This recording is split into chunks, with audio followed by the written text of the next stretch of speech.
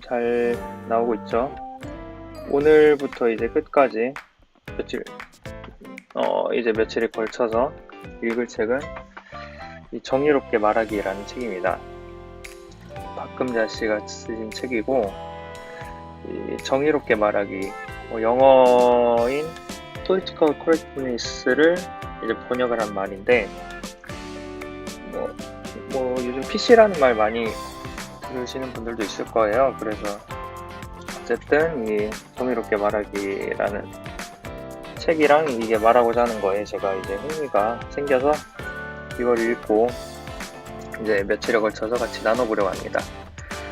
그 중에 오늘은 1장에 대한 독후감을 같이 나눠보도록 하겠습니다. 1장의 제목은 시대의 언어 코드, 누구라도 제멋대로 말할 권리는 없다 인데요. 사실 여러가지 문제, 저작권 문제나 이런 것들 때문에, 그런 것들 때문에 독후감이라는 거를, 그런 형식을 택한 이유도 있어요. 왜냐면 책 내용을 다 읽어드리면 좋겠지만, 다나 아니면 어쨌든 많이 읽어드리면 좋겠지만, 그렇게 하기에는 저작권 문제도 있고, 또 어쨌든 제가 제 생각을 좀이라도 나누는 게 의미가 있을 것 같기도 하고 해서 이런 식으로 했습니다. 그러면은 독후감 1장, 그 시대의 언어 코드라는 이 1장에 대해서 읽고 느낀 거를, 적은 거를 이제 나눠보겠습니다. 최근 널리 쓰이게 된 프로불편러라는 말은 어떤 언행이나 콘텐츠에 대한 불편함을 나타내는 사람을 조롱해서 부르는 말입니다. 물론 이 조롱에는 이유가 따라 붙습니다. 이들이 별 문제가 없는 것에 대해서도 억지를 부리면서 너무 많은 지적을 일삼는다는 거죠. 그렇다면 이 프로불편러들이 느끼는 불편함은 어디서 오는 걸까요?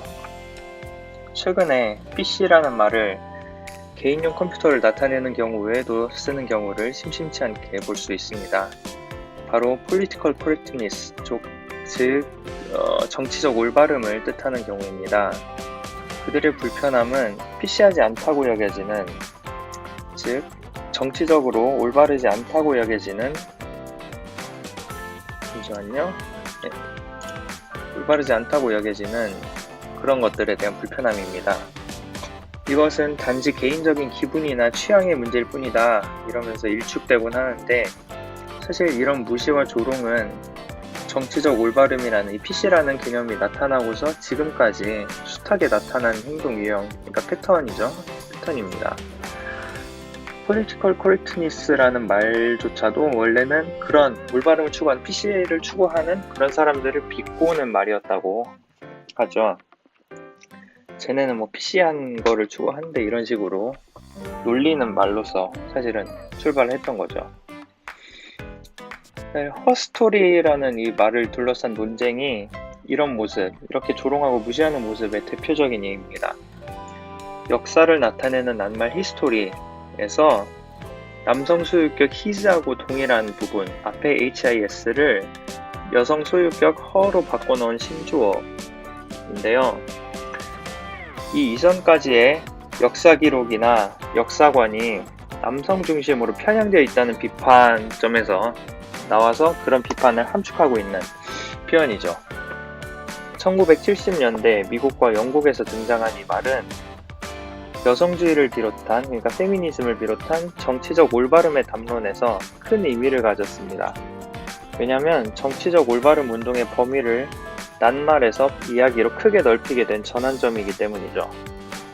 그러니까 이것도 어떻게 보면은 단어를 바꾸는 거긴 한데, 단순히 예를 들어서 소방수를 원래는 파이어맨이라 그랬죠. 근데 이걸 파이어파이터로 고친다, 이런 식으로 하는 단어에서, 단어에 나타난 이제 남성 중심적인 거를 바꿔보자, 이런 운동이 예전에 지배적이었다면, 이 허스토리는 어떤 역사라는 큰 개념, 또 역사라는 어떤 거대한 이야기, 또 어떤 사회를 설명하는 그 이론 자체에 대해서 문제를 제기하고 새로운 관점을 주장했다는 점이 의미가 있다는 겁니다. 하지만 언어와 관련된 네네네, 잘못 읽었네요. 적지 않은 사람들이 이 허스토리라는 말을 쓰는 것을 여러 가지 이유로 반대해 왔습니다.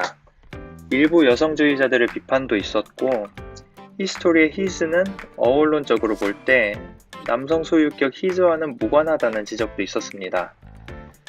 사실 히스토리에서 his가 남성 말을 가져와서 만든 단어가 아니라는 거예요, 애초에. 한편 많은 보수적 지식인들은 억지를 부렸습니다. 또 허스토리는 그 말을 처음 접하는 사람으로서는 의미를 알 수 없는 말이라고 주장을 한 거죠. 하지만 언어와 관련된 인간의 직관력과 창조력을 생각해보면 이 주장을 고지고대로 받아들이기에는 무리가 있습니다. 끊임없이 신조어나 유행어가 생겨나 유통되고 있고, 그리고 그런 흐름에 익숙하지 않은 사람도 되게 간단한 설명만으로 그 말을 이해하게 되지 않나요? 언어학자 노암 촘스키도 이 부분을 강조합니다. 이러한 인간의 언어 직관력과 언어 창조력 말이죠. 사람들이 이렇게 정치적 올바름과 관련된 주장을 이해해보기보다 반대하고 보는 이유를 어떻게 설명할 수 있을까요? 정치사회 언어학자 데보라 캐머런은 사람들이 언어에 관한 한 보수주의자이기 때문이라고 풀이합니다. 자신이 공들여 학습하고 자신의 것으로 삼은 기존의 언어 지식이나 언어 규칙, 그것이 그르다는 생각, 틀리다는 생각을 받아들이기 어려워한다는 거죠. 모두가 별 문제 없이 쓰고 있던 말인 여배우가 왜 문제가 되는지, 왜 이걸 굳이 문제 삼아야 되는지 의아해하는 식으로 말이죠. 이런 언어 보수주의자들이 이루고 있는 언어 보수주의자들의 사회에서는 정치적 올바름을 지향하는 언어는 PC한 언어라고도 많이 하죠. 이런 언어는 소수의 은어 혹은 코드 언어로서 출발하기 마련이고 많은 반대에 부딪습니다. 많은 반대를 만나게 된다는 거죠. 언어 보수주의자들이 다수고 그런 사람들이 이제 어떻게 보면 권력을 가지고 있는 사회니까.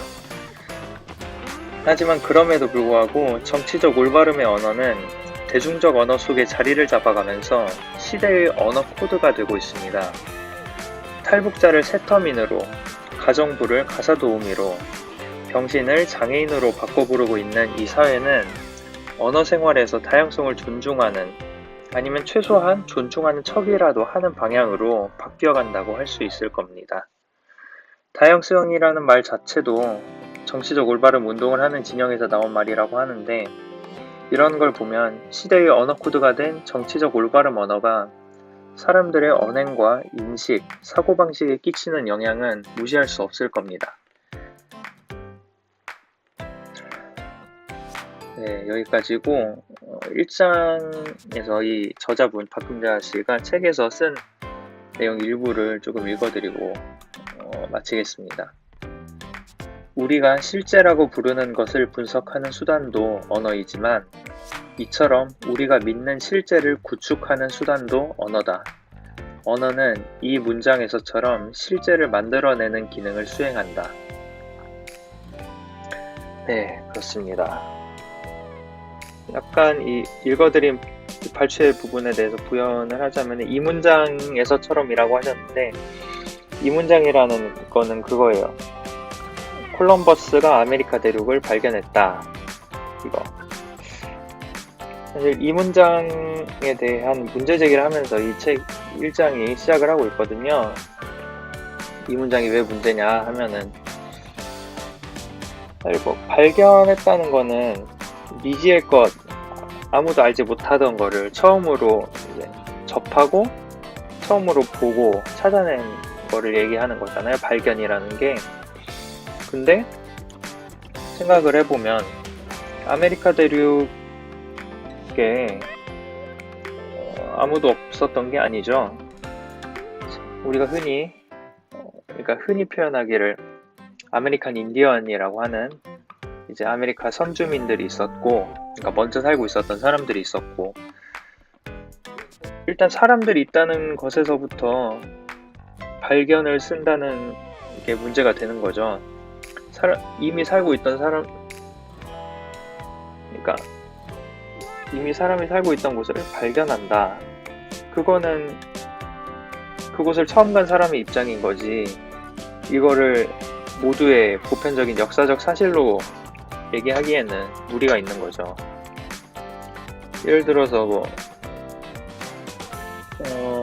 옛날에 이 한반도에서 삼국시대 때를 생각해보면 서양 어느 나라 사람이 와서 신라를 아니면 그 이후에 고려를 발견했다 라고 하는 거는 그 사람의 입장인 거지, 우리의 입장은 아니고, 우리의 입장이 아닌 이상 그걸 그냥 보편적인 사실에 대한 서술로 보기는 힘든 거죠. 그러니까 좀 더 모두에게 평등한 표현을 쓰자면은, 어떻게 보면 아메리카 선주민과 콜럼버스가 그때 만났다 라고 하든지 그런 식으로 할 수가 있겠죠. 사실은 발견하다라는 게 무조건 틀렸다고 말하기에는 약간 무리가 있을 수는 있는 게, 콜럼버스 입장에서는 발견을 하는 게 맞는데, 다만 이런 문제에 대해서 생각을 해볼 수 있다는 거죠. 네, 그렇습니다. 네, 그러면은 오늘 정의롭게 말하기에 대한 독후구 이야기는 여기까지 하고, 사람들이 더 있으면은 얘기를 나눌 텐데 아무도 없죠. 아무도 없으니까